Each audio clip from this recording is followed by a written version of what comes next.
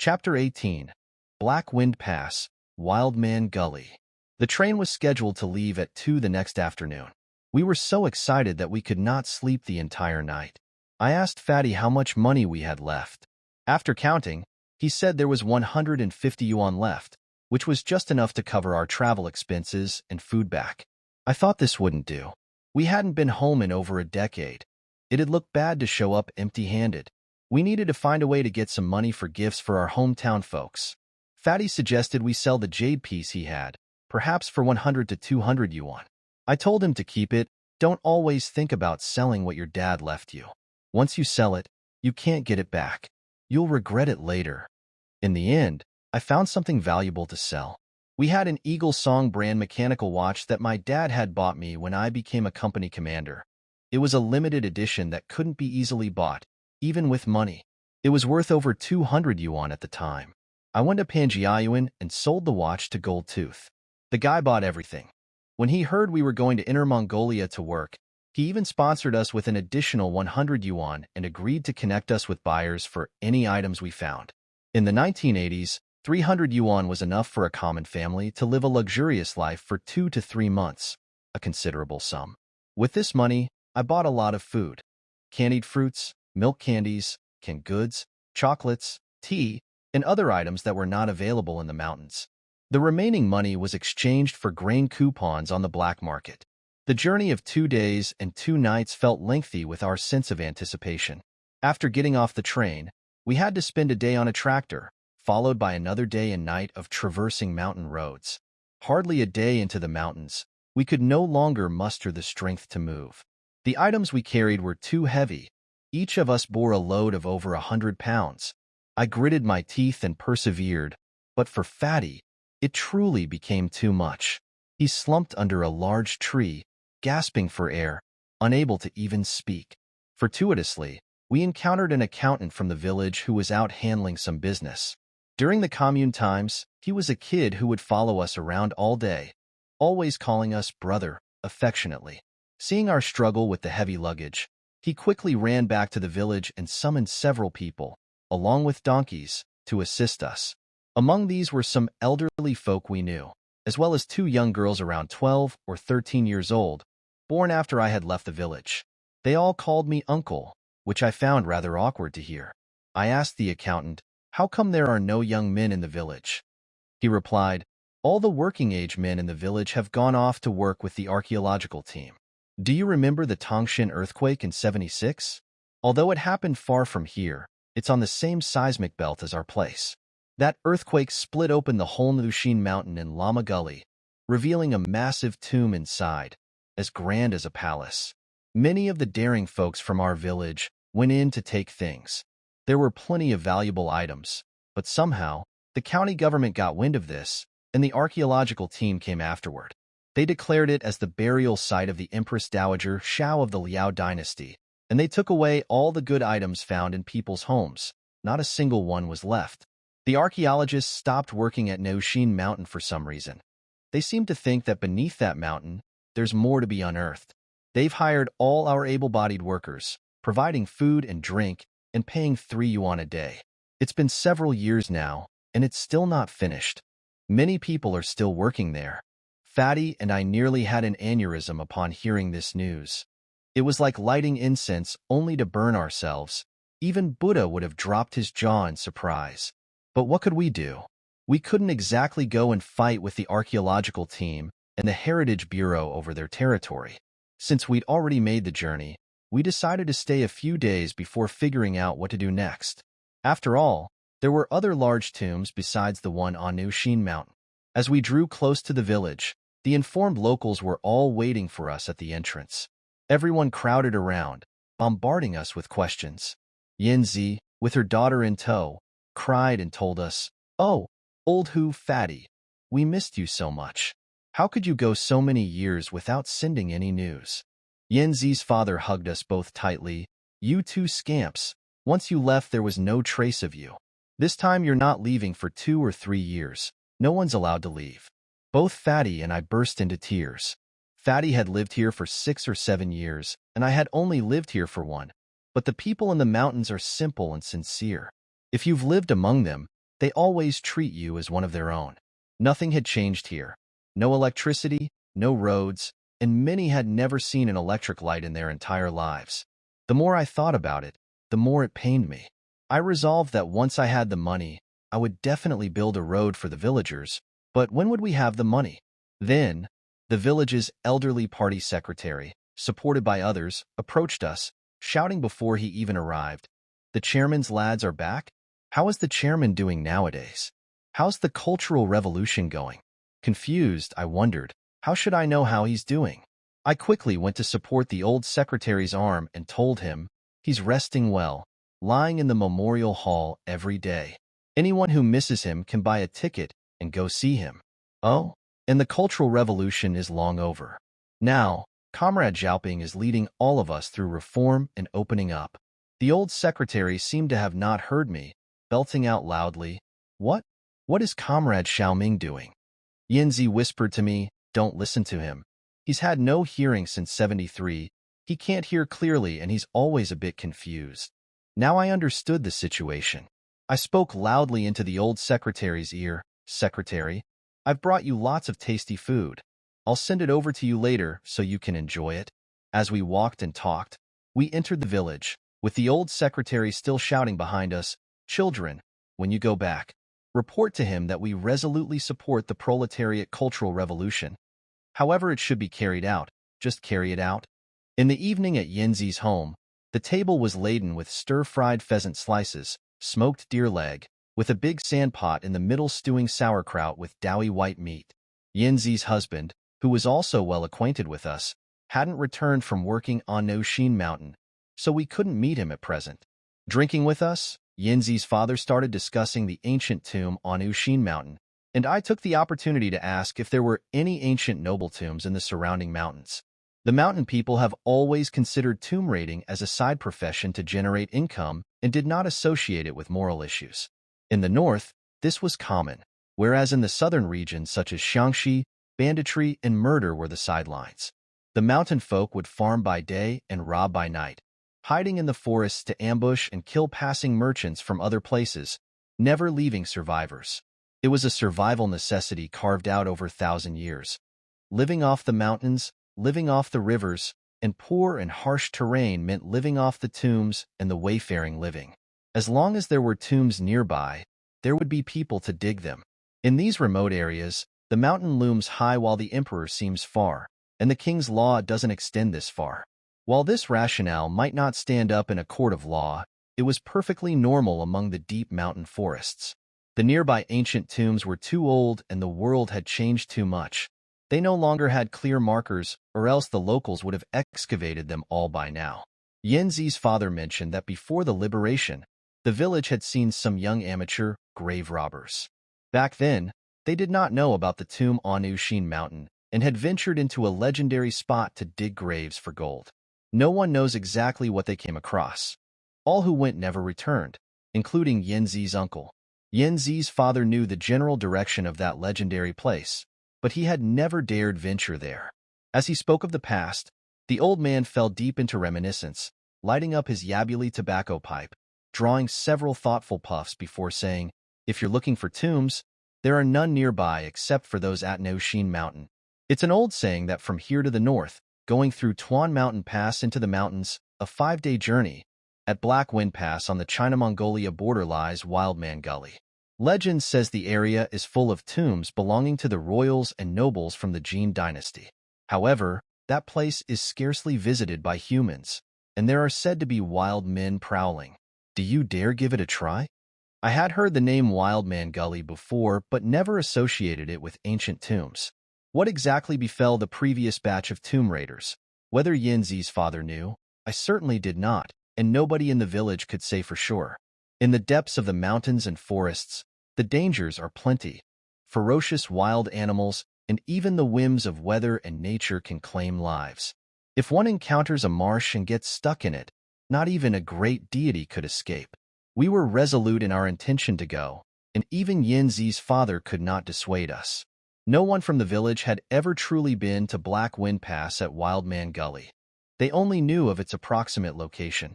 Since it was near the border and uninhabited, Even those from the village who went hunting or foraging in the mountains never ventured that far. Furthermore, Yanzi's father was no longer able to go into the mountains due to his age and his suffering from rheumatism. At that time, Yanzi was pregnant with her second child and could not travel far. All the able-bodied men from the village were working in Lama Gully and would not be returning anytime soon. Yanzi's father said, "I still can't rest easy about not guiding you there personally."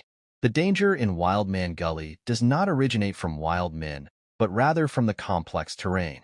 When winter comes, the white hail wind blows, making it very easy to lose one's way. But now it's early autumn, so that's less of a concern. If you are going, you must take along reliable dogs and find a good guide. Our village has been raising several mastiffs in recent years. Take them with you on this trip. Mastiff does not just refer to Tibetan Mastiff. In the Northeast, huge dogs are called mastiffs, which are not exactly the same as Tibetan Mastiffs. It refers to any large and formidable dog breed in that area which may not be exactly the same as Tibetan Mastiffs. The hunters and herders living in the northern grasslands and forests, due to threats from wolves and black bears, found the average hunting dogs insufficient. So, they adopted the Tibetan art of raising mastiffs. A saying goes, 9 dogs yield 1 mastiff, which doesn't mean that you get a mastiff from every 9 dogs. A mastiff is the sole survivor of a litter of 9 pups born to an excellent purebred female. The pups are immediately confined in an underground cellar from birth, without food or drink, left to battle among themselves until the lone survivor emerges. Mastiffs are incredibly fierce by nature. 3 mastiffs can easily tear apart a fully grown bear. In total, our village had 3 mastiffs and 5 of the best hunting dogs, all of which were entrusted to us. Moreover, Yanzi's father recommended to us a guide known as Ingzi. Ingzi was only 19 years old, a rare member of the Orokan people in this village. Among the young generation of hunters, none outshone Ingzi. Renowned as a sharpshooter in the vast mountain ranges, her youth belied her expertise. She had been hunting in the forests with her father since she was a child. There was nothing about the old woods she didn't know. Of the 3 mastiffs in the village, 2 were raised by her own hands. Before we set out, I asked Yanzi to help us prepare some additional items: a birdcage, glutinous rice, black donkey hooves, crowbars, a large barrel of vinegar, and xiaojiu, a type of distilled spirit. Once everything was packed and ready, Yanzi's father repeatedly implored us that if we couldn't find it, not to push too hard and to return quickly. He escorted us to the edge of Tuan Mountain before turning back. I felt quite confident about locating the tomb. As long as we could reach Wild Man Gully, the presence or absence of the tomb would be evident. If it was there, I was sure I could find it. My knowledge of tomb raiding came partly from books and largely from stories told by my grandfather, Hu Guohua, who had been an officer in the old warlord armies. Some of his soldiers had served under the great tomb raider Sun Danying and had participated in many large-scale tomb raids, accumulating a wealth of experience, which my grandfather recounted to me. Historically, tomb raiding was split into 2 types, official and civilian. Official tomb raiders operated brazenly, targeting imperial tombs. Xiangyu, the hegemon king of Western Chu at the end of the Qin dynasty, may very well have been the progenitor of official tomb raiding. In the Three Kingdoms era, the digging armies and touch gold captains simply systematized official raiding into an assembly line operation. Among the civilian raiders, there were amateurs who dug up anything they found, and professionals who specifically sought out the tombs of nobles and royalty, not bothering with the smaller burials. The key to successful tomb raiding lies in locating the ancient tombs, a subject of profound scholarship. The thousands of years of dynastic changes in China saw varying practices in the construction and selection of royal tomb locations. During the Qin and Han dynasties, following the lead of the aristocracy, most tombs were of a dome-styled structure, where dome refers to the shape of the mound, resembling an inverted measuring container with clear angles and edges, and a small square platform at the top. Somewhat similar to the pyramids of Egypt, but with an additional edge. They also bore an astounding resemblance to the pyramids of the lost civilization of the Maya in South America. The connections here, however, remain a mystery yet to be conjectured. During the Tang dynasty, tombs were carved into mountains, reflecting enormous and majestic projects that spoke to the grand national power of the glorious Tang era. The royal tombs of the time emanated a grandeur befitting the world-dominating empire they belonged to. From the southern Song dynasty through to the late Ming and early Qing eras, warfare was incessant, and some of the greatest natural disasters in Chinese history also struck during this period.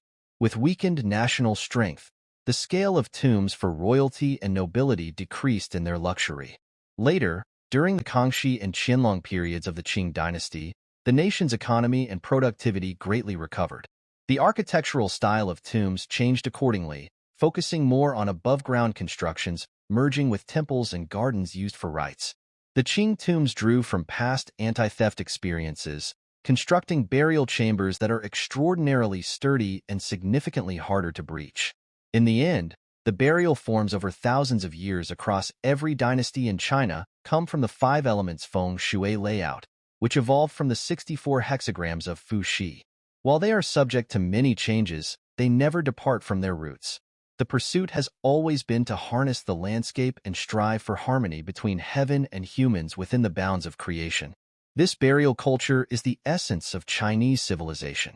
Many ethnic minorities, including the Mongols, Uyghurs, Tibetans, Jurchens, Wusun, Xianbei, Manchus, and Tangut, have been greatly influenced by this culture. Their burial customs have often attempted to emulate those of the Central Plains, though largely in form rather than substance. It can be said, as long as one understands how to read the natural veins of mountains and rivers, even the most hidden ancient tombs can be easily located. Moving forward would mean entering the vast, endless primeval forests. Yingzi, with 8 big dogs, led the way, clearing a path. Fatty was leading a packhorse loaded with tents and other equipment, while I followed at the rear, rifle in hand, and our group ventured into the imposing mountain range that bordered China and Mongolia. While walking, Fatty asked Yingzi, who was at the front, "Sister, what's the deal with the wild men in Wildman Gully? What exactly are wild men, and have you ever seen one?" Yingzi turned around and answered, "I don't really know what wild men are. As my father told me, many people have claimed to have seen them over the years, but no one has ever caught one alive, and no one has found a dead body either. Those who have seen them can't describe clearly what they look like." From behind, I added with a laugh, "Fatty, you really are uneducated. By definition, wild men are humans who live in the wild. You should study harder in the future. Do you know what wild humans are? They are people who are born in the wild. They might be from trees or grown from the ground, but definitely not cultivated artificially. The wild man is a mysterious being, and the tales of the wild man in Shenangjia have a long history. I had heard stories about them during my time in the army, where it was said that a People's Liberation Army soldier once shot and killed a wild man in Shenangjia. The body of the wild man fell off a sheer cliff, and in the end, it remained unclear whether the wild man was human or just a large monkey covered in long hair. Almost all who claimed to have seen a wild man agreed that the wild man was tall and strong, with a body covered in fine black hair.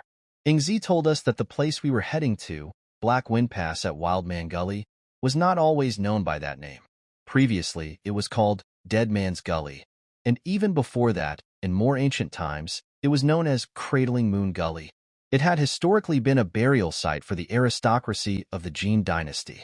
Later, the Mongol forces massively defeated the main army of the Jin soldiers at Black Wind Pass, piling up corpses like mountains. The Mongols threw the deceased into the gully, nearly filling the entire valley, leading the local people to call it Dead Man's Gully. Over time, after people spotted wild men near this valley and the story spread, the name was changed to Wildman Gully. There's nothing to fear about wild men.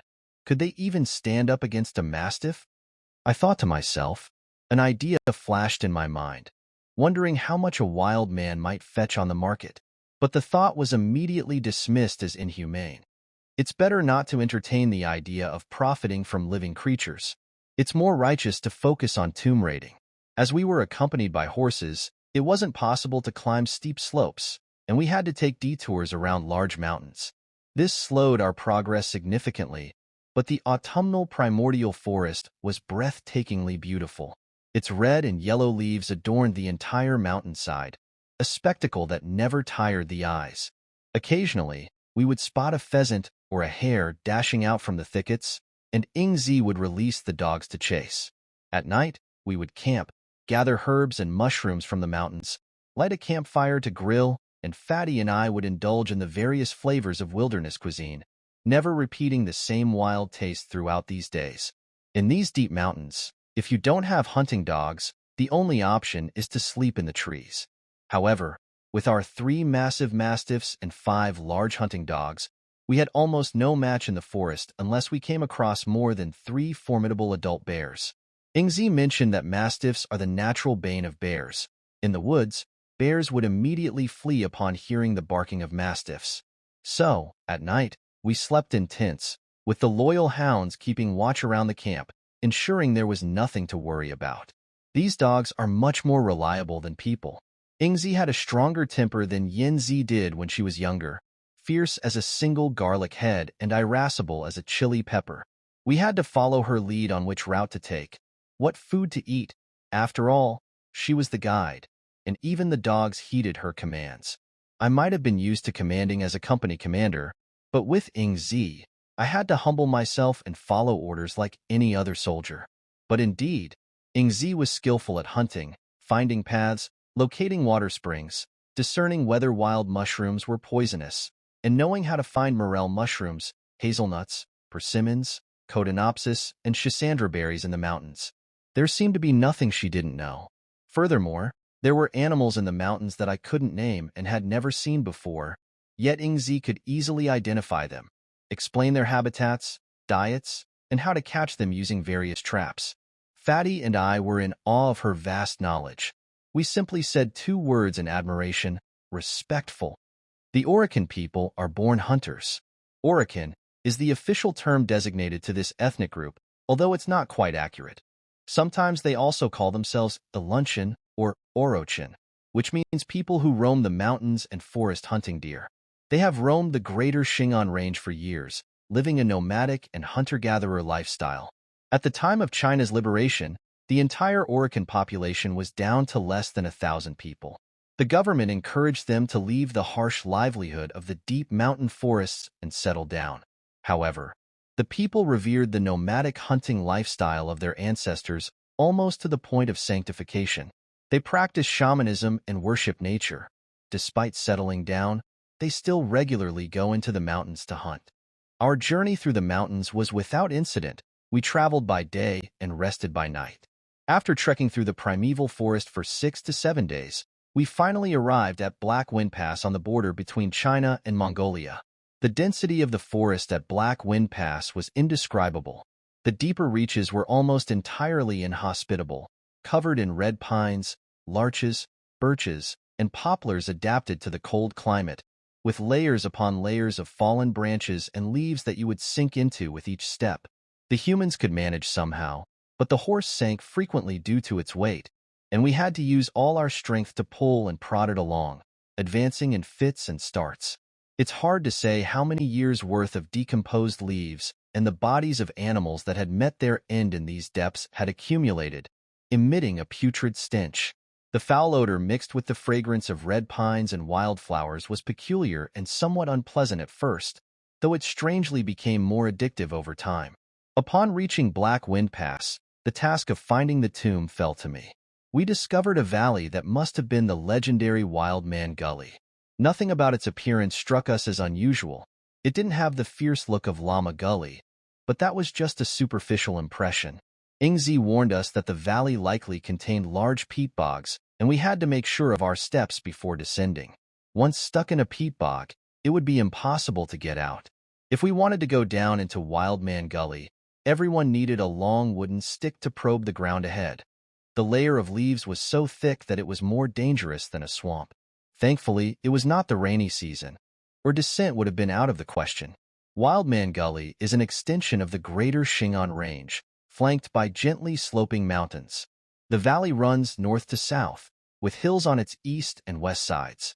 The central area receives little sunlight throughout the year, giving it an eerie dimness. The valley floor is filled with layers of decayed leaves and grass, with only sparse low-lying shrubberies and no significant trees. The primordial forest thins out here, with vast Mongolian grasslands stretching beyond just 200-odd li away.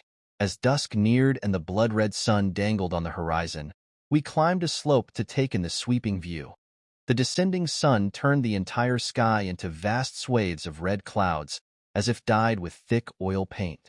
The sprawling mountains blanketed in forest and the endless grasslands in the distance became hazy in our sight, an image of deep mountains engulfing us like the sea, while the setting sun bled like an open wound. Mesmerized by the spectacular view, Fatty exclaimed freely, "Old who? This scenery is too stunning. This trip was well worth it." My concern lay with the tombs within Wildman Gully. I examined the valley floor's topography carefully, contrasting it against the 16-character secret of feng shui, and brought out a compass to ascertain the bagua directions. I thought to myself, we've finally found the right place. There must be ancient noble tombs in this valley. Wildman Gully, originally known as Cradling Moon Gully, has a terrain of such magnitude as if capable of swallowing all things, with one end connected to grasslands and the other stretching to the greater Shingon Range. The Mongolian steppe lies vast like an ocean, and Cradling Moon Gully seems like a grand river flowing into this sea. Although the geomancy here may not be grand enough to bury emperors, it certainly is more than adequate for burying princes, dukes, or great generals. When the moon takes its place at the zenith, its light will guide us to the location of the ancient tomb. As dusk approached and the sun dipped toward the western horizon, the grand forest was about to be engulfed in shadows. The reason it was once called Cradling Moon Gully is that, when the moon rises directly above the valley, lying at the deepest part and looking up at the sky creates an optical illusion, making the tallest hills on both sides appear like two mighty arms stretching up to the heavens to cradle the moon. The deceased buried here are believed to draw from the refined chi of the sun and moon, a notion detailed in the chapter titled Heaven in my ancestral feng shui book. While I can't understand some of the literal contents, it's not hard to make a close guess when combining the information with on-site observations. If not for the thick layers of decayed leaves and undergrowth, one could directly find the most central location in Wildman Gully. Now, we had to wait for the moon to rise at night before we could use its position in the sky to orient ourselves and go down to the deepest part of the valley to look for the tombs. The main issue is that our manpower is limited. We can't afford mistakes, or the workload would be overwhelming. It was still early to reach the middle of the night, so we pitched the tent under a large tree on the hillside, tethered the pony to the tree, fed it, and lit a fire to cook. Tonight's game was a young deer caught by the hunting dogs. The deer looked somewhat strange. Its body bore roe deer-like patterns. It was small and disproportioned, with unusually thick hind legs, large ears, and no horns, likely a female. Upon seeing the strange deer dragged in by the dogs, Ingzi hurried over, turned the deer over to inspect its belly where bloodstains could clearly be seen. She pried open the deer's mouth as if searching for something. In the end, she didn't find what she was looking for. Annoyed, she kicked the deer's body hard a couple of times, then scolded the hunting dogs. "You useless beasts, all you know is eating. Can't rely on you for anything. None of you are getting fed today." Fatty, puzzled by the sight, asked Ingzi, "Sister, what are you searching for?" While skinning the deer with a sharp knife, Ingzi answered Fatty's question. "Brother, you haven't seen this animal before, have you? This is a musk deer. Inside the navel of a female musk deer is musk, which is incredibly valuable. But these creatures are so crafty. Once they see someone trying to catch them, they'll bite off their own navels first, chew them to mush. Damn it, these dogs are too incompetent. If they had been a bit quicker, they could have snagged a piece of musk." After Fatty heard about musk deer, he sat down against a tree, hunched over, and pressed repeatedly against his stomach. I slapped his head jokingly. "What the hell do you think you're doing? You think you're a deer? You can't even reach your navel with your mouth. Besides, all you'd find is dirt. It's worthless." Fatty retorted in annoyance. "Stop your nonsense. I've got an itch on my back, and I'm just trying to scratch it against the tree. You're the one who's thinking about biting your own navel." We bantered back and forth for a while before turning to our respective tasks. I gathered firewood while Fatty helped Ingzi roast the meat. We only needed to roast one of the deer's hind legs for a sufficient meal. The inner organs of the musk deer were fed to the 5 hunting dogs, which Ingzi reluctantly agreed to, despite saying earlier that the dogs wouldn't be fed dinner. She was now worried they might not have enough to eat. The 3 mastiffs sat aloof at a distance, not paying any attention to the common hunting dogs fighting over the animal's entrails. Ingzi gave the musk deer's 2 forelegs to 2 mastiffs and the remaining hind leg to the largest mastiff named Huzi. The 3 of us sat around the campfire eating roasted meat. Ingzi had given each of us a knife and a small bowl made of rock salt. The deer leg was rotated over the fire, and as we used the knives to slice the meat, rubbing it against the bowl imparted a salty flavor.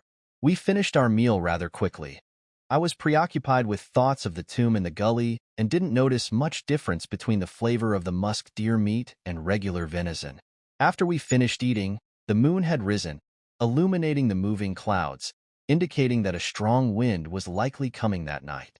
Seeing that it was about time, we left the hunting dogs behind to guard the campsite, and the 3 of us, each armed with a wooden stick and a hunting rifle, carefully made our way into Wild Man Gully. With each step forward, we probed the ground with our sticks to check for hidden peat bogs. The condition of Wild Man Gully's floor was much better than anticipated. Despite some areas having leaf litter up to thigh-deep, we didn't encounter any major peat bogs, swamps formed by rainwater soaking and decomposing the leaves. It appeared that to excavate the ancient tomb, we would first need to clear the leaves covering the site. I looked up at the moon and used my compass for orientation, surveying both sides of the valley before finally pinpointing our location.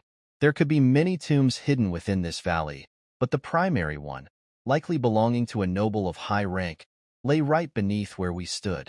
I planted a wooden marker at the spot as a reference, deciding we would return to dig after a good night's rest, and once we'd regained our strength since no one else was in these deep woods for miles around. As we headed back, I continued to share with Fatty the intricacies of tomb raiding. If we were to take on this profession, it's essential to grasp these principles, not just to rely on brute force. From the moment we entered the mountain, I hadn't stopped educating him. According to historical records, tomb raiding in China dates back approximately 3,000 years to the Zhou dynasty, which included the 3 sovereigns and 5 emperors, and the period of Xia, Shang, and Zhou.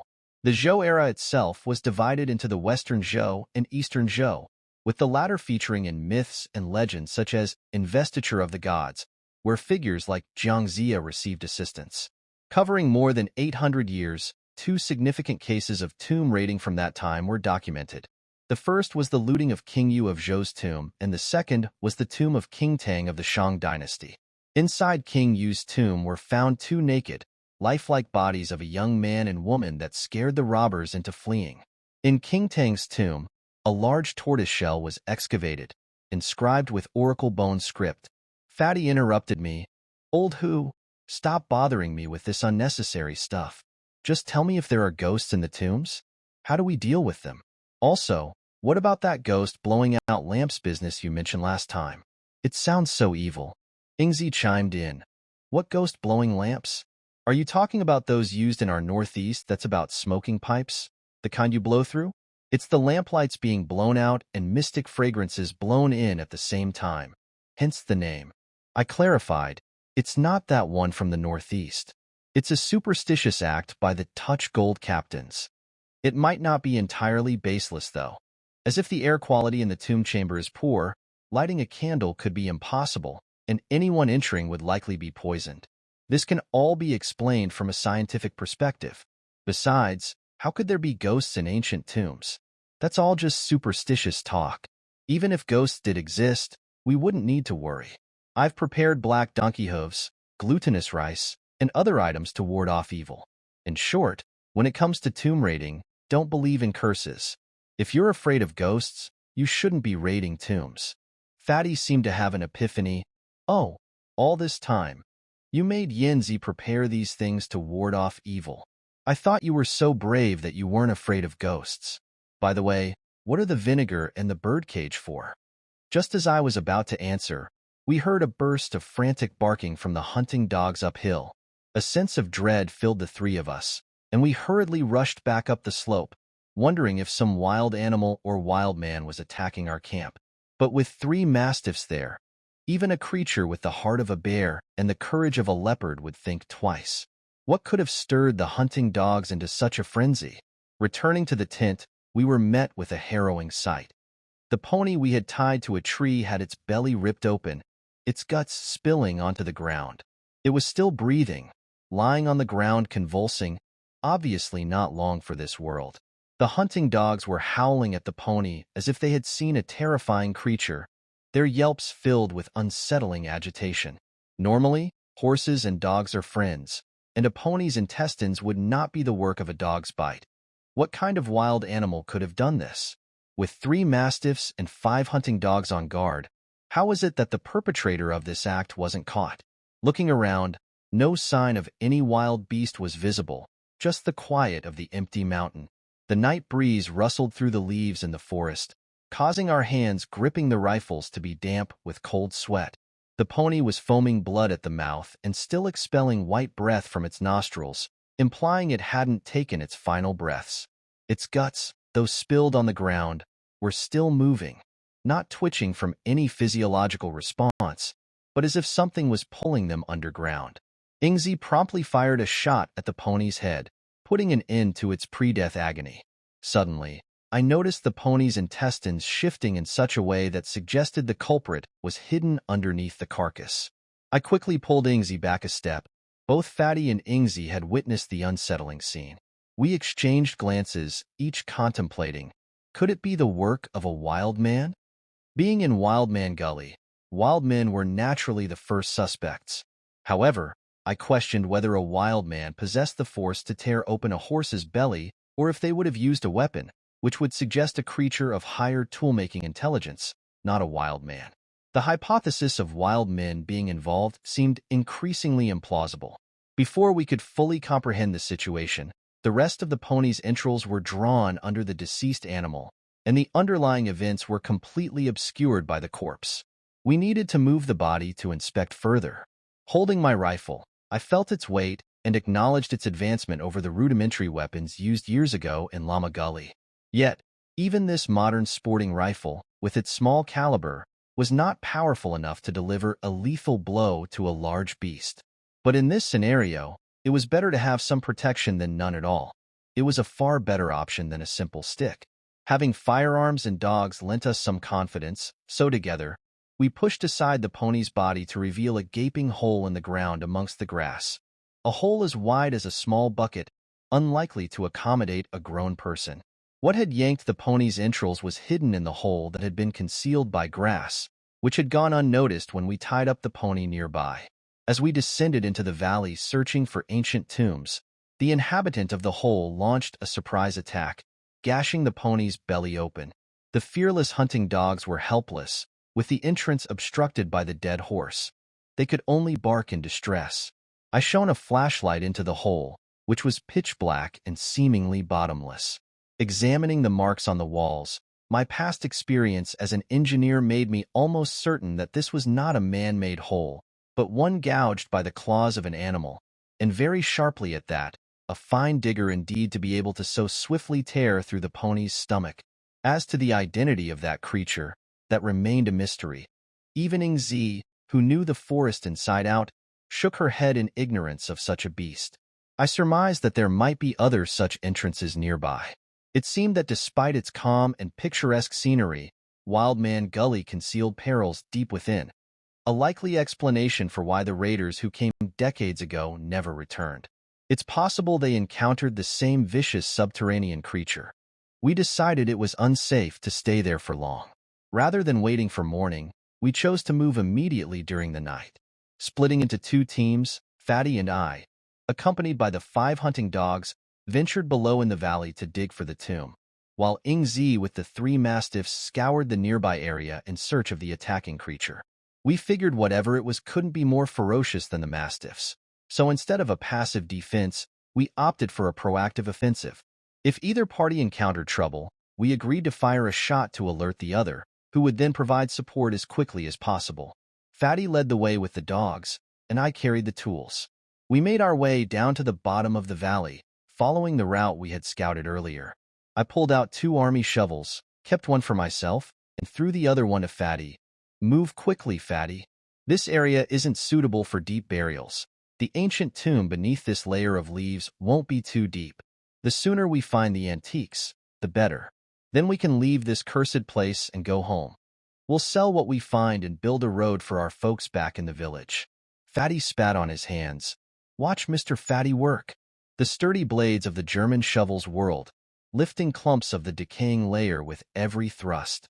Although there were no trees in the valley of Wildman Gully, leaves from the surrounding mountains were blown here by the wind, piling up year after year, creating a significant layer of debris.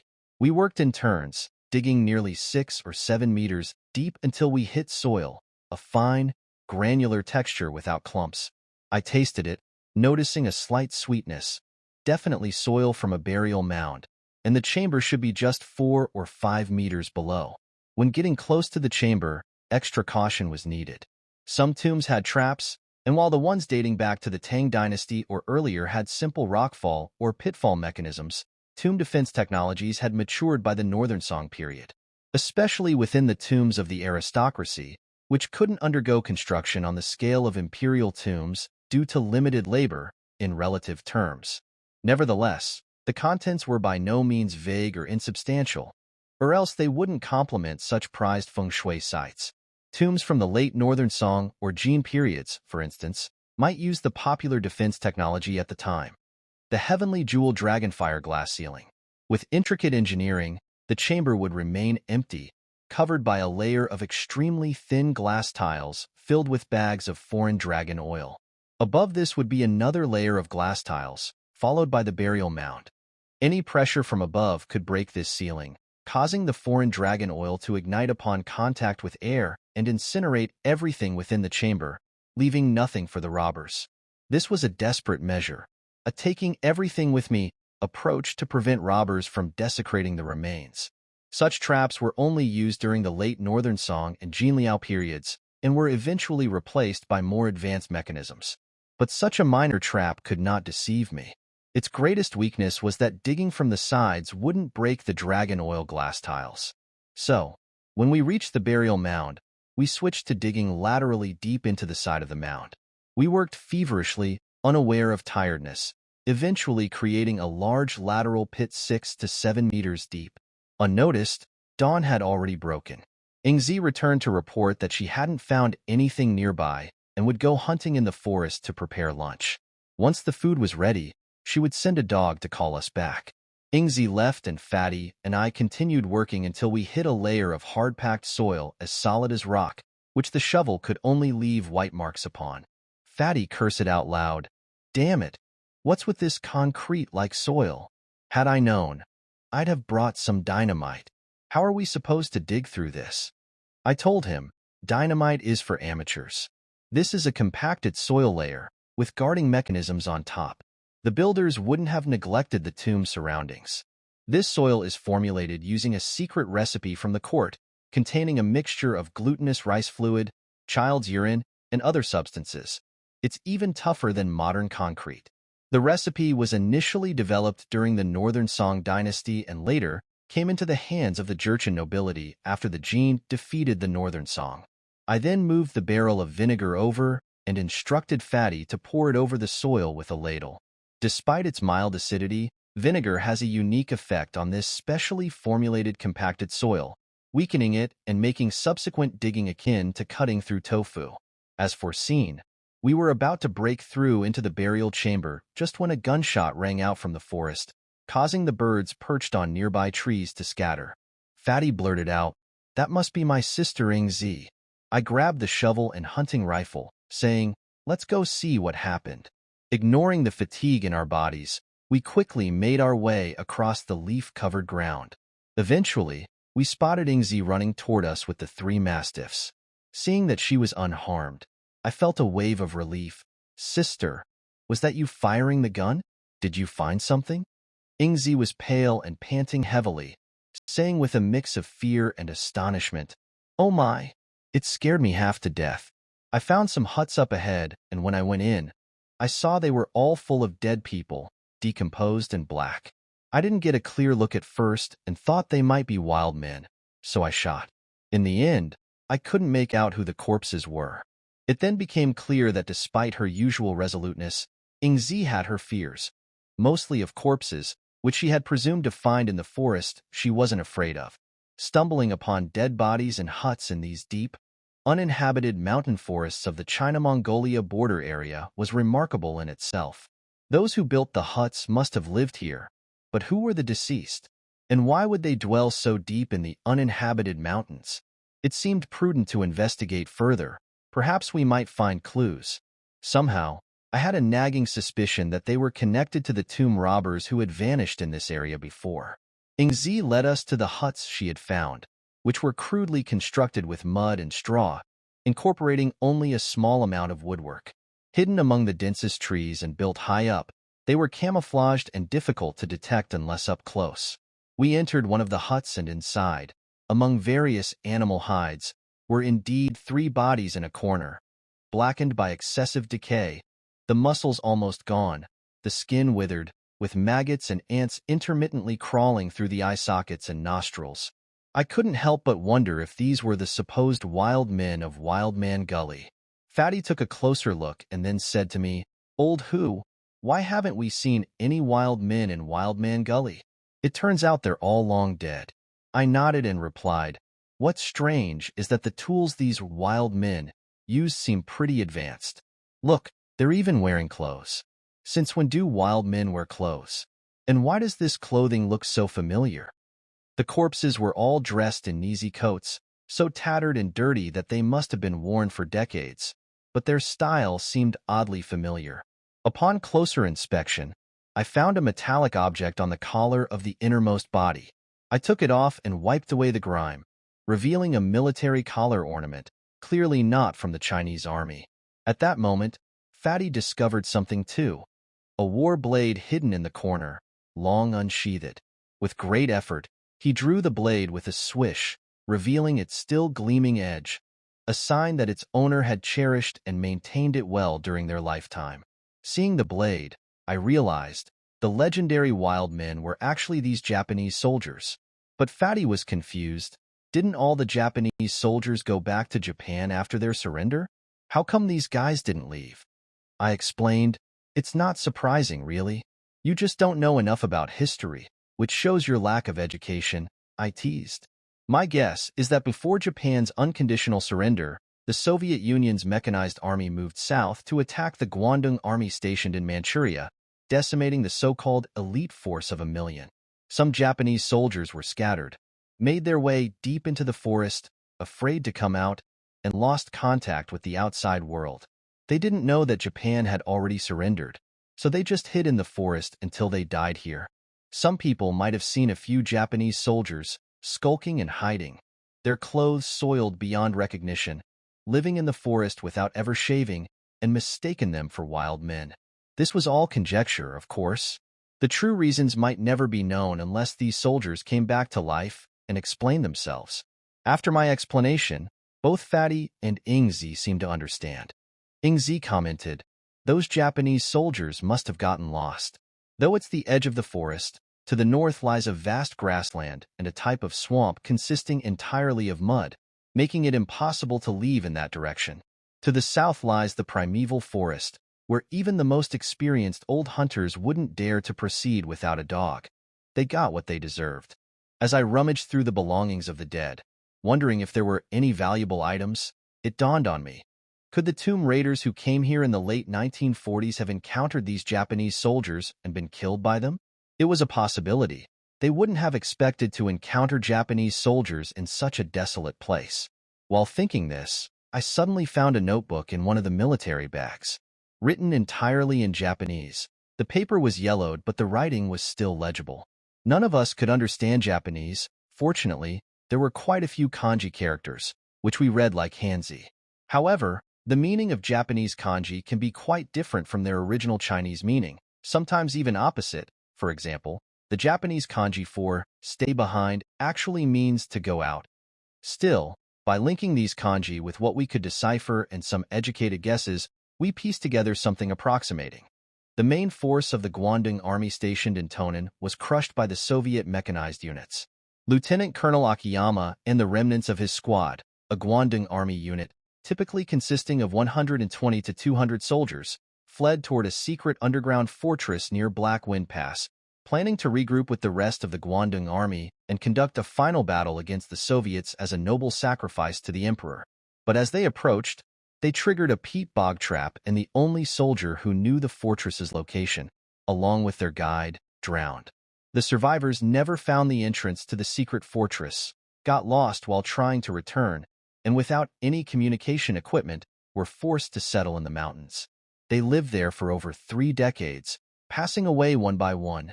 The account ended there. Presumably the person writing it died before finishing. I tossed the notebook to the side, having no time for such trinkets now. The tomb walls in the valley had corroded enough. It was time to grab what we could and leave without worrying about these Japanese soldiers anymore. They were nearly decomposed anyway. Fatty claimed the warblade, reminiscing about several officers' swords his family once had before they were confiscated during the Cultural Revolution. He wanted one for his collection. I advised him that it was a controlled knife and he couldn't take it on the train, suggesting we look for one at the antique market in Beijing instead, where I could buy him a new one. The 3 of us hurried back to the ancient tomb in Wild Man Gully, which was almost ready to be opened. A few more chops with the army shovel broke a large hole in the tomb wall. Shining a flashlight through it, the space inside was quite sizable, with the hole being more than a meter from the chamber floor. Fatty, eager to enter, began rolling up his sleeves, but I pulled him back. Are you out of your mind? Go catch some sparrows, put them in a birdcage, and test the air quality inside the tomb first. Catching sparrows in the forest was a breeze compared to more populous areas where the birds are warier. We set a simple trap by scattering some millet and propping up our cooking pot upside down on a stick, hiding some distance away. As soon as a sparrow went under the pot to eat the grains, I yanked the rope pulling away the stick, trapping the bird under the pot. We managed to catch 3 sparrows this way. I put one of them in a birdcage and threw it into the depths of the chamber below via a string, then waited while I smoked a couple of cigarettes. Judging enough time had passed, I pulled up the birdcage, only to find the little sparrow lying inside with its eyes rolled back, lifeless. The tomb, sealed underground for hundreds of years, was devoid of circulation. Before decomposing, corpses tend to bloat with gas, which the tomb retains. Such a tomb doesn't create a true vacuum, of course, but without ventilation, the rotting stench and other harmful gases can persist for centuries. Breathing in such toxic air could cause anything from dizziness and nausea to death by poisoning. Unless one has a gas mask, utmost care is crucial.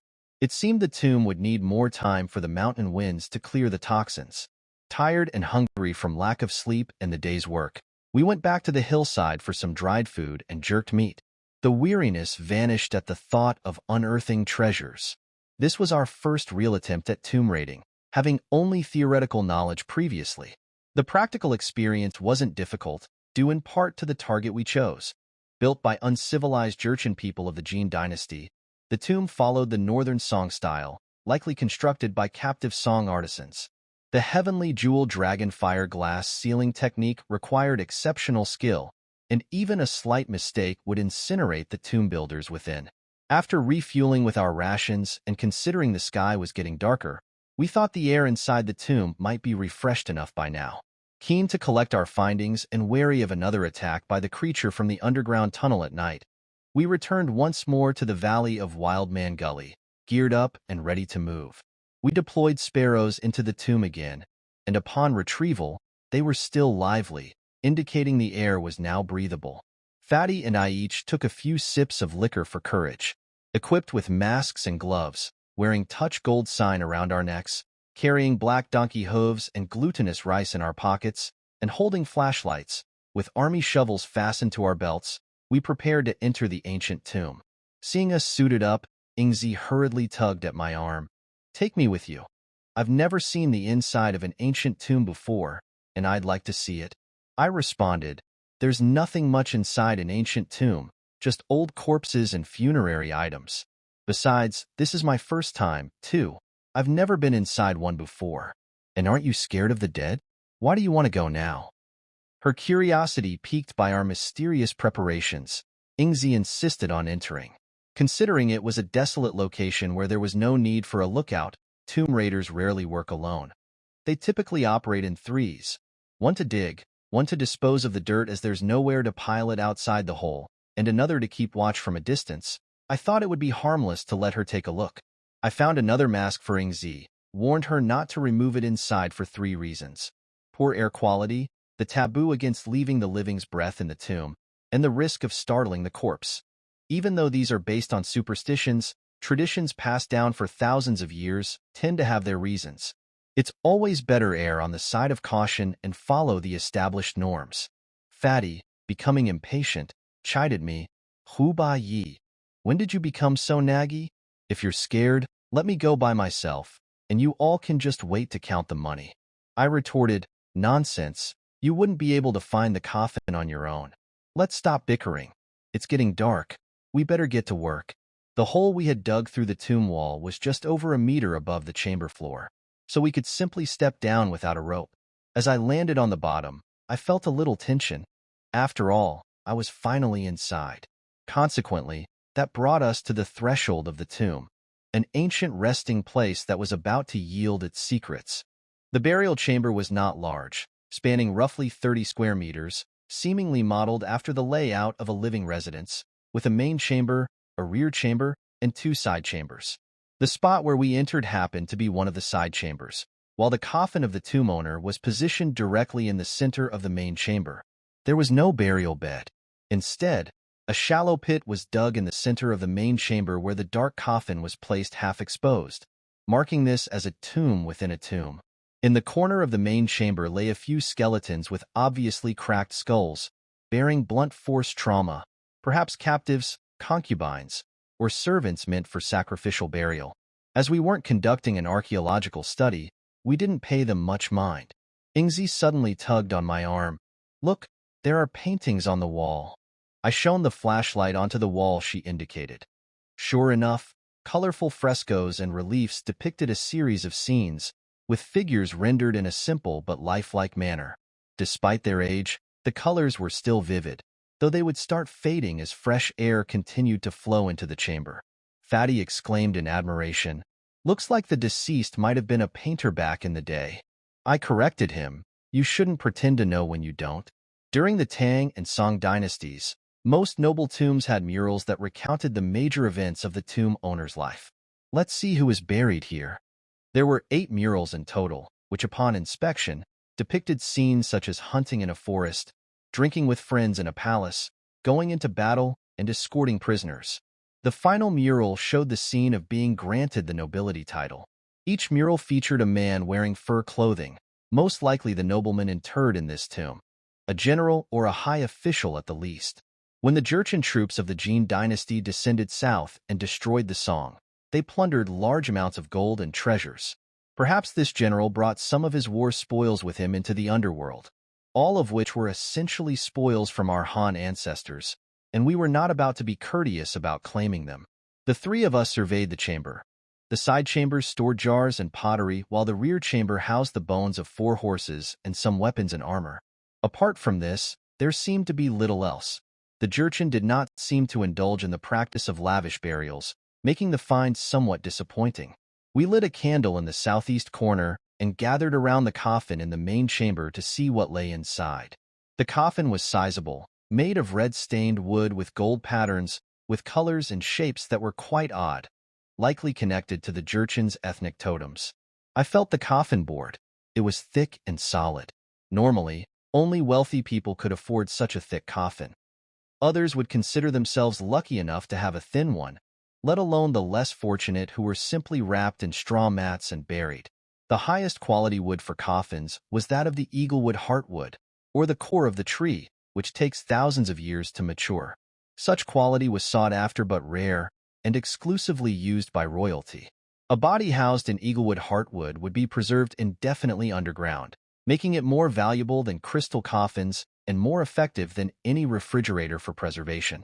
Following eaglewood, the most valued were ginkgo wood, togo redwood, and ancient cypress. The thicker the core, the more valuable it was. Not only did it prevent decay, but it also repelled insects, preventing the corpse from being ravaged by maggots and ants. No tomb owner would want their body consumed by insects, The mere thought was disturbing. Hence, the type of wood used for noble coffins was always strictly chosen. The coffin in front of us, though not of royal lineage, was still luxuriously made. I shoved my army shovel into the seams of the coffin lid, and with a significant effort, the lid resisted. Fatty helped me, and after our combined strength, we succeeded in prying a sizable crack. The tomb was dry. The walls, built with special materials, and the lioli tiles above were watertight. Most of the rainwater from Wildman Gully was absorbed by the thick layer of leaves, so there was a considerable amount of dust in the coffin, causing us to cough despite our masks. It was a reminder to bring gas masks next time to avoid similar issues. Eager to see inside, Fatty moved to push the coffin lid open. Seizing the opportunity for a bit of mischief, I grabbed his arm and whispered ominously about a tale my grandfather had told me from Taiping Guangji, about two tomb raiders who uncovered a massive coffin that could not be opened by any means. The story involved one of the robbers, a chubby one, chanting the Great Compassion mantra, which magically opened a crack in the coffin, from which a long, green-haired arm emerged. Rather than feeling scared, Fatty just glanced back protectively at Ingzi, who was frightened by my tale. Knowing I was trying to scare him and being afraid of hardly anything aside from heights, he encouraged me to continue the story with bravado. I went on, describing how the green-haired arm with long fingernails grabbed the chanting raider and pulled him into the coffin. As the lid closed, terrible screams could be heard, frightening the other tomb raider away. Fatty gave a forced laugh, perhaps slightly unnerved, but still playing the tough guy as we both pushed the coffin lid.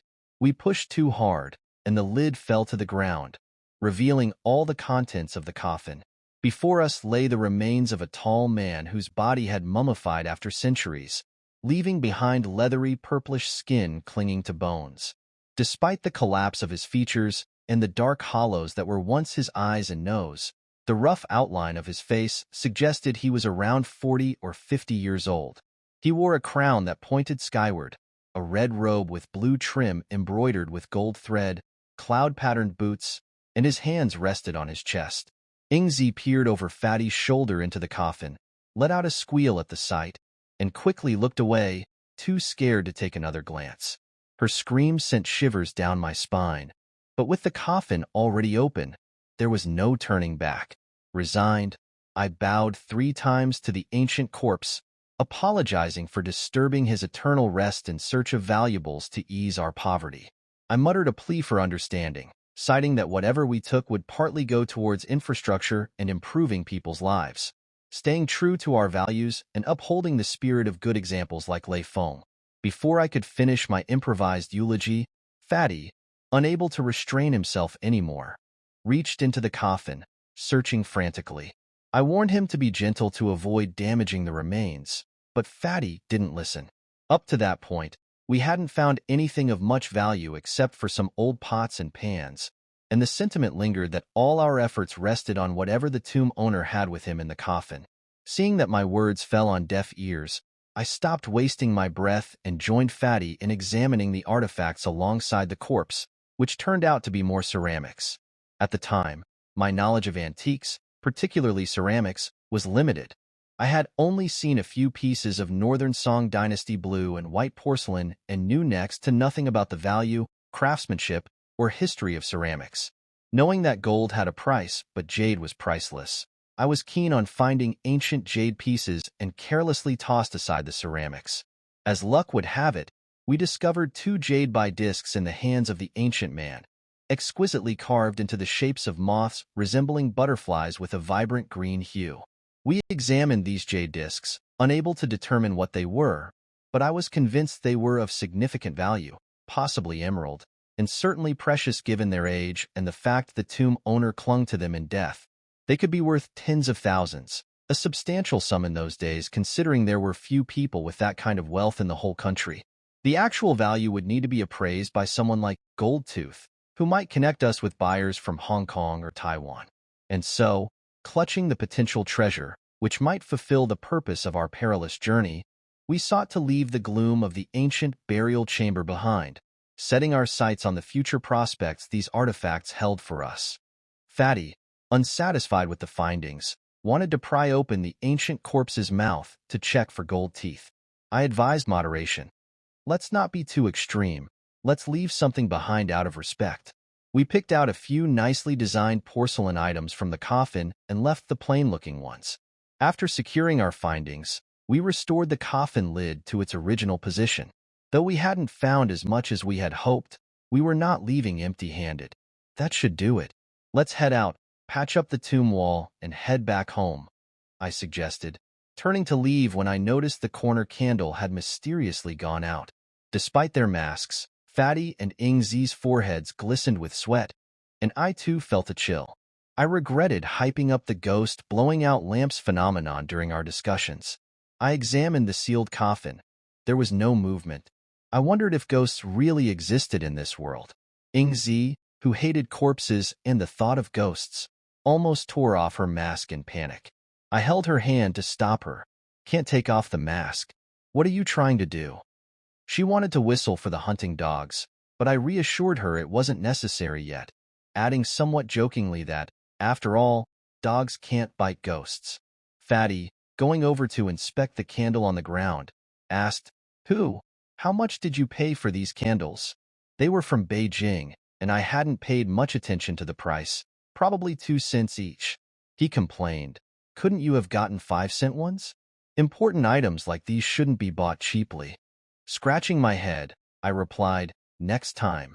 I'll buy imported ones, whichever is most expensive, American, Japanese, German. But for now, since the candle's out, let's not be armchair strategists after the fact. Should we put everything back as it was? The thought of having to put everything back after such a challenging extraction made neither of us keen on the idea. It would feel like wasted effort, a bun that wasn't quite a bun. Fatty, bullish, believed that even if ghosts did emerge, they'd face his shovel's wrath. These finds were his now, and he'd return them only if a ghost actually managed to knock him down. Ing Zi, on the other hand, thought it would be wiser to return everything. None of us were exorcists, and if we did stir up ghosts, none of us would make it out of the tomb alive. Before I could weigh in, they started to argue amongst themselves. Eventually, they both agreed to my compromise.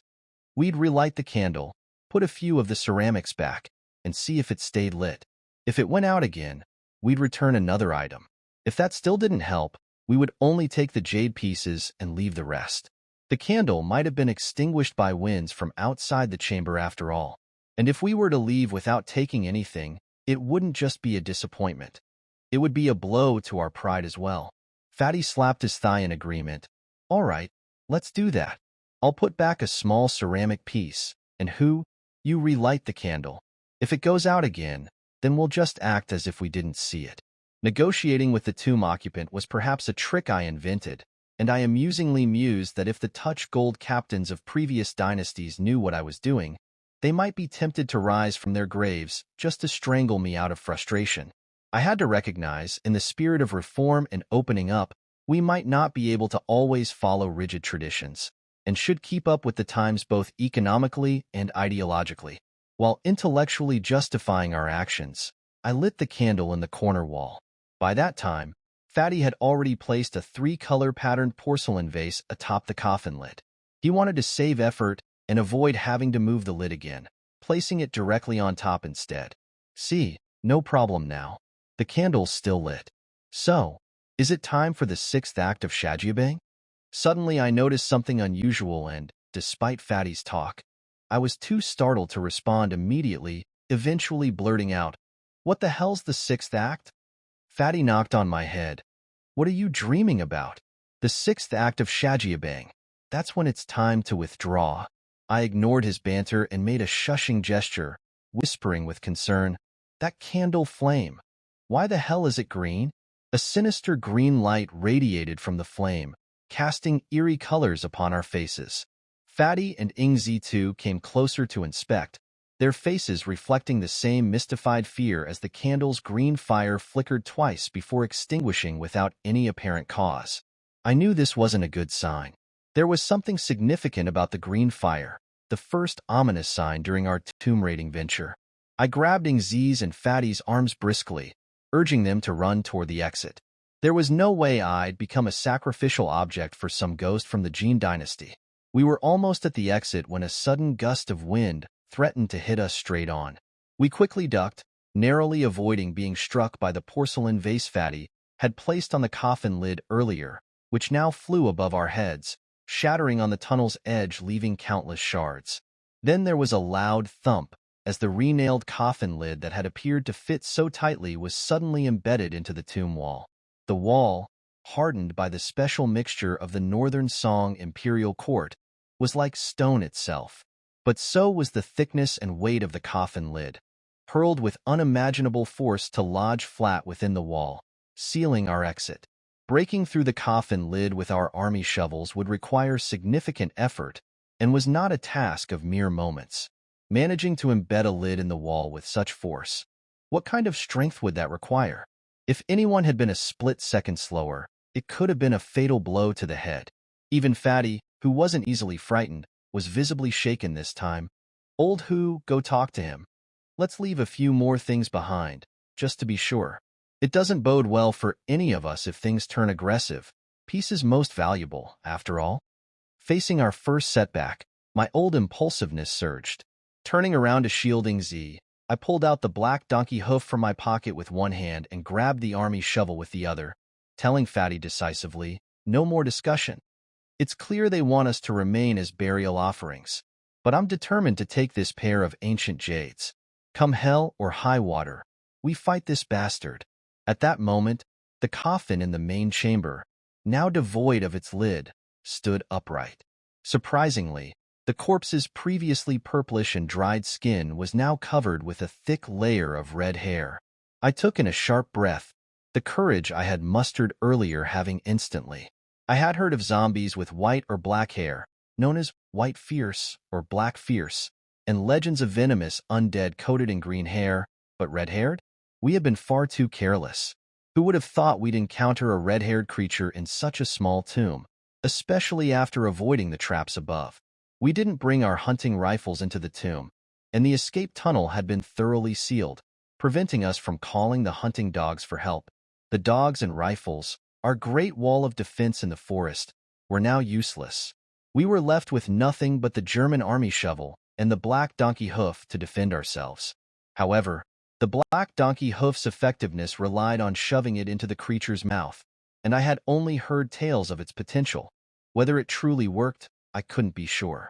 The ancient corpse, now with red hair covering even its face beyond recognition, resembled a red-colored giant ape. With a powerful flex of its arms, it leaped out of the coffin, covering over 2 meters in a single bound, quietly moving with the velocity of the wind. Within seconds, it was upon us, stretching out its claws like steel knives ready to strike. Never could I have imagined the ghoul's movements to be so swift. In a critical instant, bereft of time for thought, and without any room to maneuver within the combating chamber, the only option was to meet offense with offense. Fatty and I had the same idea. Deal with whatever it was first, flatten it, then contemplate the rest. We both yelled and swung the military shovels towards the red-haired corpse. The creature was incredibly agile. Its sweeping arms struck our weapons with such force that our hands tingled and could no longer grip our shovels firmly. The tools flew out of our hands as if caught in a violent gust, damningly lodging themselves into the glass ceiling above. Though engulfed by darkness, the sound alone was enough to confirm the impact. Struck with such force, the heavenly jeweled dragon fire glass ceiling above us threatened to collapse at any moment. The situation was dire. The western region's oil, once ignited, would engulf everything in the chamber in flames, and the tomb would be destroyed. Escaping was a matter of immediate life and death, but fighting empty-handed was no simple feat disarmed. We had the black donkey hoof known for subduing zombies, but employing it against the ferocious creature before us was a perilous gamble. The risk of getting torn to shreds while trying to stuff the hoof into its mouth was too high. All we could do was dodge the ghoul's lunges and try to flee towards the rear chamber where the armors and horse skeletons were. With no light except our flashlights, it was difficult to see where we were going. Just steps from the back chamber, Fatty accidentally stepped on a jar along the wall and fell to the ground with a cry. The red-haired ghoul, closing in with a scream that echoed through the tomb, sounded inhuman and terrifying. Its cries sending chills down one's spine and raising hairs in fright. I had sworn never to let any comrade die before me, and now, with Fatty's life hanging by a thread, there was no time for fear. I launched a desperate kick at the ghoul's chest, hitting it as if it were made of steel. The pain was so intense it left me gasping, and my leg nearly broke. The creature, focused on its new target, released Fatty and reached out its ghastly claws towards my head. I threw my flashlight at the ghoul and rolled under its arm, narrowly escaping its talons. I found myself cornered, the corner of the wall and the creature's back trapping me in a deadly triangle. If it turned towards me again, I wouldn't stand a chance. Life-threatening situations had become all too familiar to me, and the more desperate the circumstances, the more crucial it was to stay calm. The red-haired ghoul was a solid mass of brute strength, impervious to blades but still no ghost, which I had no reason to fear.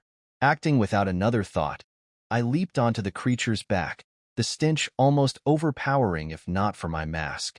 Blind in the pitch dark without a flashlight, I could feel the ghoul's rigid limbs flailing, trying to shake me off, clinging to its neck with one arm and grasping the black donkey hoof in my other hand. I fumbled for its mouth but couldn't find it. The ghoul's furious motion nearly made me dizzy, and I was seconds away from losing my grip and tumbling off. Suddenly, from the darkness, a light flashed in my face. At first, I thought my eyes were deceiving me, but when I focused, I saw it was Fatty and Ing-Z, who must have grabbed flashlights and rushed to help me, wielding a large wolf-toothed club from the back chamber, ready for battle. Realizing their intention to confront the ghoul, I hurriedly leaped off its back, clearing the way for their attack. That wolf-toothed club, weighing tens of pounds, was an ultra-heavy weapon from the era of cold steel. We had initially seen it in the rear chamber among other weapons, armor, and horse bones, likely used by the tomb's occupant.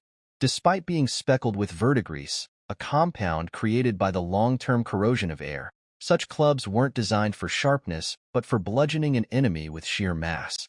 Fatty and Ing-Z, each gripping one side, hoisted the hefty club up.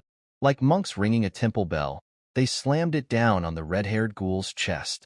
The ghoul collapsed under the club's impact, but both were breathing heavily from the effort. Nearly as soon as I had praised their strength, the ghoul, as if spring-loaded, sprang back to its feet. I cursed loudly, urging Fatty to hit it again, this time aiming for its head. Fatty, fueled by adrenaline, hefted the club alone but missed as the ghoul leaped forward, sending the club flying back into the rear chamber and himself tumbling onto the ground, hands bloody and wailing. Inspiration struck. If I could retrieve the wolf-toothed club from the rear chamber, it could be used to break through the coffin lid blocking our escape. Plus, there was more room to maneuver outside, along with rifles and hunting dogs, making for a more advantageous fight. After assisting Fatty up, we made our way into the rear chamber. Dropping a level into this accompanying chamber, I looked around with my flashlight and saw a gaping hole in the tomb wall, the result of the ghoul's strength. To my amazement, there seemed to be another chamber beyond the wall, suggesting the existence of a hidden room. A concept I had only heard of but never expected to encounter. As I was marveling at the possible secret chamber, the ghoul burst into the rear chamber with us, forcing us to use the club to fend it off. In an intense struggle, the club was knocked from our grasp, the creature's strength far outstripping ours. It sent the club flying again, crashing into the tomb wall. We retreated into the secret chamber behind the broken wall, ready to continue the fight. To my relief, the ghoul ceased its pursuit and instead began circling the rear chamber.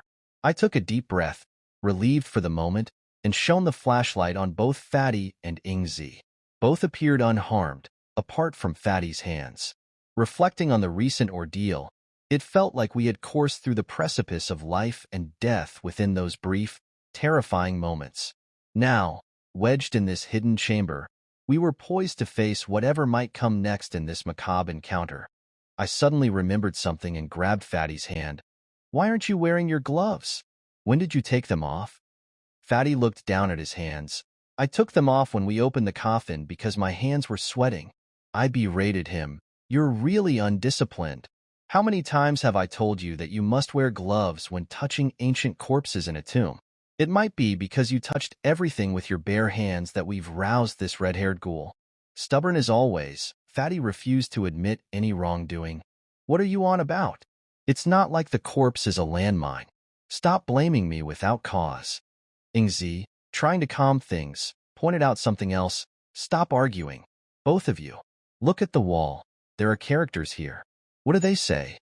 Following the direction of Ingzi's flashlight beam, we saw a red-colored sign on the wall that read, Manchu-Mongolian border, Black Wind Pass Fortress Underground Warehouse. Fatty and I exchanged glances. A secret fortress of the Guangdong Army? It was unbelievable that the underground passageway of the Japanese fortress was just a wall away from the tomb's rear chamber. If we had dug just half a meter more inside, we would have breached into the ancient tomb. If it weren't for the wolf-toothed club being thrust against the wall by the ghoul, the deeply hidden military fortress underground might never have been discovered. Before we could examine it further, the wall separating the tomb's rear chamber and the fortress collapsed with a crash, and the red-haired ghoul leaped out. Furious, Fatty shouted, "Damn it, like some damned persistent plaster." Picking up the wolf-toothed club, he was ready to fight back. I quickly stopped him. Don't clash with it head-on. Let's find a way out first. The three of us raced through a vast passageway in the fortress. The concrete floors were wide and flat enough for armored vehicles to pass, offering no barriers against the swift-moving ghoul which was now close behind us. Intending to throw the black donkey hoof to delay the ghoul, I groped frantically in my pockets, but instead found a handful of glutinous rice. It's said that in ancient times, the touch gold captains always carried glutinous rice into tombs. If poisoned by corpse gas, the rice could be used to extract it.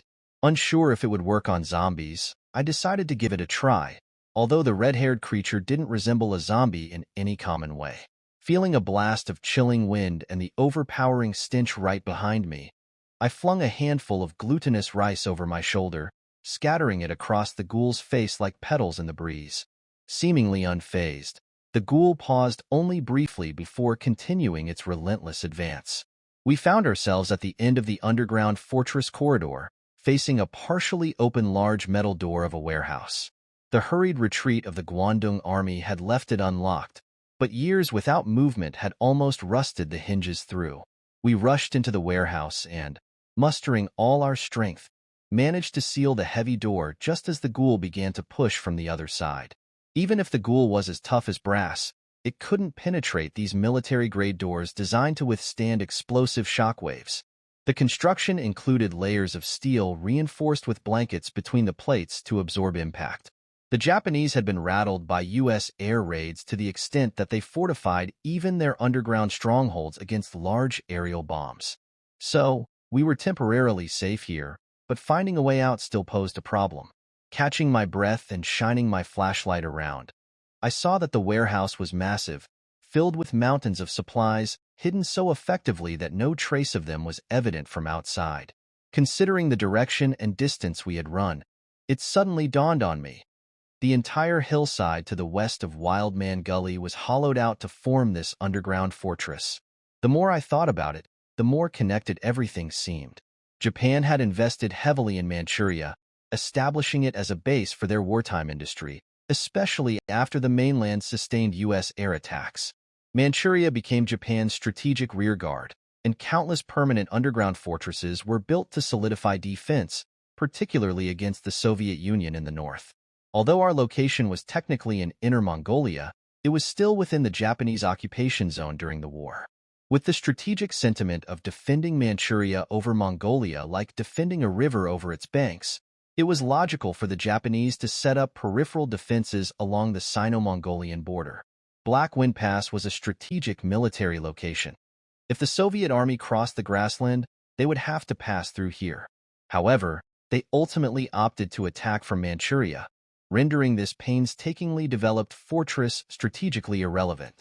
It's likely that the fortress's garrison, after hearing the emperor's surrender broadcast, fell into despair, with some committing suicide and others deserting.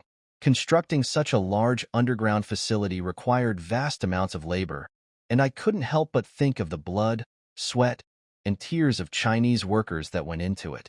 It's quite possible that to maintain military secrecy, the laborers who built the fortress were executed upon completion. As we scanned the warehouse, we discovered that a good portion of the supplies had remained well preserved over the 30-odd years, possibly including large-scale power generators. Fatty stood up, rubbing his sore backside from the fall in the tomb chamber, and with a couple of cloth strips torn from his clothing, Ingzi helped bandage the wounds on his hands. Fatty cursed the zombie outside, despite his pain. I pointed out that the creature might not actually be a zombie, as neither black donkey hooves nor glutinous rice had any effect on it. In fact, the most zombies are found in Shaanxi, where it was customary before the Ming dynasty to let the deceased body sun-dry for 16 days before burial to prevent zombification.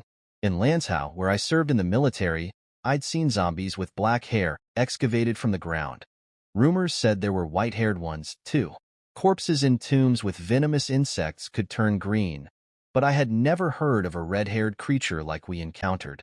After Ingzi finished wrapping Fatty's hands, she interjected that what we were dealing with wasn't a zombie. She had heard from the elders in her Orican tribe about a sorcery known to the Manchu people, long before they were called Manchu when they were still known as the Jurchen. This sorcery, called zhuangsha, involved placing a charred talisman in the mouth of the deceased and having the dead grip their most cherished possession.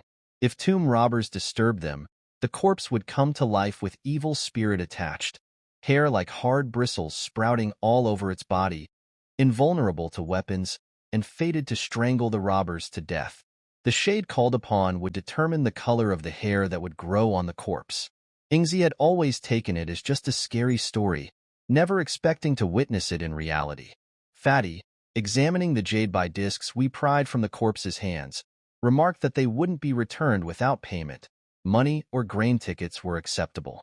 As I looked at the discs, which had mysteriously changed from green to pale yellow, I was again reminded of how limited my knowledge and experience truly were. But we've already taken this thing, fearing it won't do us any good now. Let's get moving, I said as I stood up to beckon the other two into action. Let's go inside and see if there are any firearms or ammunition available. Best case scenario, there's a tank we can drive out and use to flatten that zombie creature into a pancake.